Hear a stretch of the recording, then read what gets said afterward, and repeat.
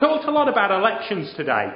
Now, the Localism Bill is a proposed Act of Parliament that's currently in its second reading.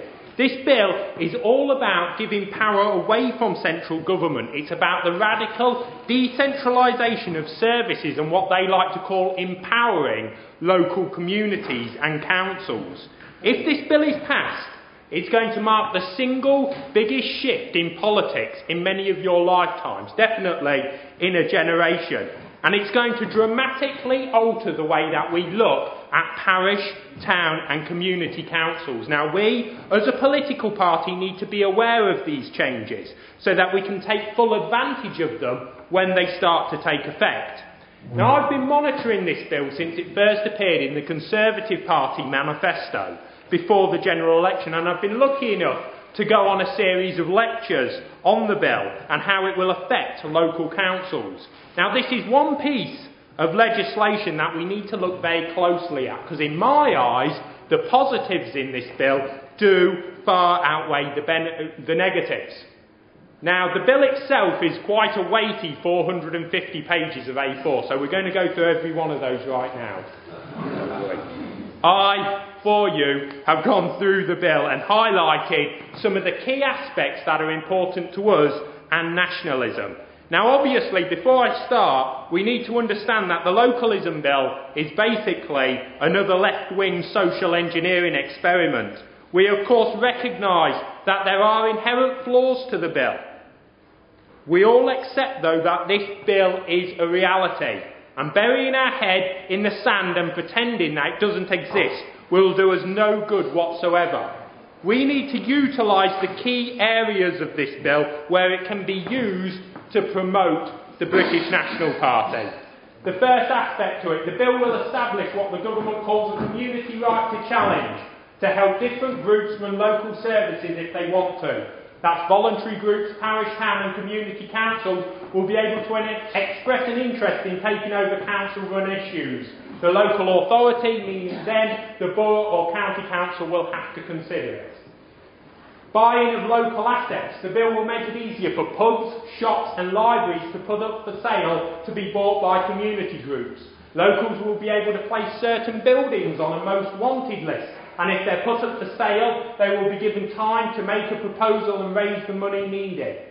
Buildings on this list wouldn't be outright protected from closure, but it will give the community the power and time to propose a plan for its maintained use. Councils, police and fire authorities, council tax vetoes there, that propose an increase in council tax beyond the ceiling set by government would automatically face a referendum of all registered voters in their area. And you'll see throughout this bill, referendums use more and more of the means of the voting public voicing oppositions to issues they see as unfair. So local referendums, this is a key one. People will be able to trigger referendums on any local issue. The results will not be binding, but local authorities will have to consider them when making decisions. This will help the public make their views known and influence decisions. Can you imagine one or two parish councillors, we don't need majorities when we're talking about referendums, could propose a referendum on an issue such as halal meat being served in schools? Could you imagine the press coverage we as a party could get if we forced that through in an area? Powers for councils. This would give the local authority, including some parish, town and community councils, the right to do anything other than which is specifically prohibited. The bill will also include measures to allow councils to go back to being run by committees instead of by a mayor and cabinet. Directly elected mayors. The bill will include measures to allow 12 English cities to have elected mayors. There's the list on the PowerPoint. Council leaders would become shadow mayors, and then there would be a referendum in May 2012 on whether those areas on that list actually want the mayoral system. Councillors campaigning. This is to all councillors out there. The bill will make it clear councillors are entitled to campaign on certain issues without being unjustly accused of being biased. The current rules have left councillors confused of what they can and can't say. For example, whether they can speak or vote on a housing development if they opposed it during their election campaign. This cuts out a lot of red tape for councillors. The Standards Board. This is being scrapped. It was set up in 2004 to supposedly root out corruption and misconduct in local government, and it cost around $6 million a year. Instead now it's going to be a criminal offence for councillors to deliberately withhold or misrepresent an interest. The Standards Board historically has been used to demonise BNP councillors for valid views and concerns. This is a big one. Local development. The bill will stop the planning inspectorate being able to make changes to local plans which guide development in areas. It also introduces neighbourhood plans. The idea is that councils and neighbourhood forums then come together to decide where new shops, offices or homes could go and what green space is to be protected. This is then voted on by local people, again in referendums.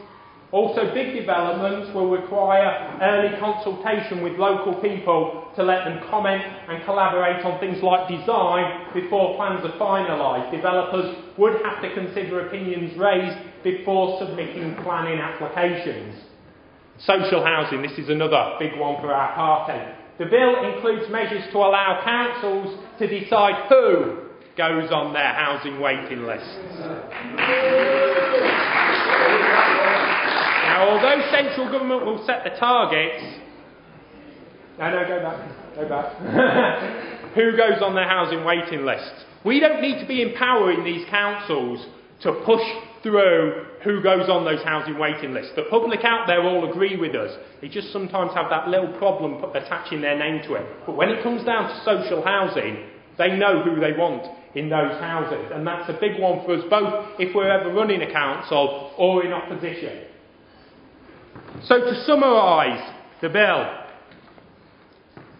the key aspects to the bill, and I've only ever really covered a few issues of the bill because the bill is a very big document and we'd be here for absolutely hours, but we must remember councils to decide who goes on their housing waiting lists, referendums on any local issue, an open book for councils and the decentralisation of services.